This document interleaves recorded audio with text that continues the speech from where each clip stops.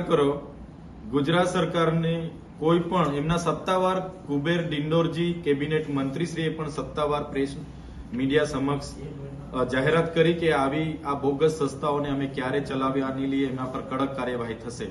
આજે નર્મદા જિલ્લા વહીવટી તંત્ર અને ગુજરાત સરકારે પણ આ સંસ્થા બોગસ ચાલતી હોય એનો મને પત્ર વ્યવહારથી જાણ કરવામાં આવી છે, છતાં આજે કાર્યવાહી કેમ નથી થતી? અમારા બાળકોનું કેરિયર બગડી ગયું, 3 વર્ષ બગડી ગયા અને 3 લાખ રૂપિયા ફી લઈ લીધી, સ્કોલરશીપ પણ નથી મળી અને નોકરી પણ નથી મળવાની।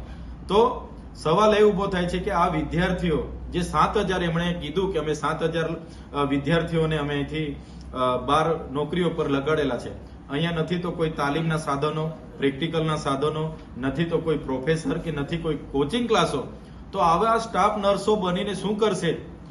એ જીવનો જોખમ જ છે ને દર્દીઓનો પછી।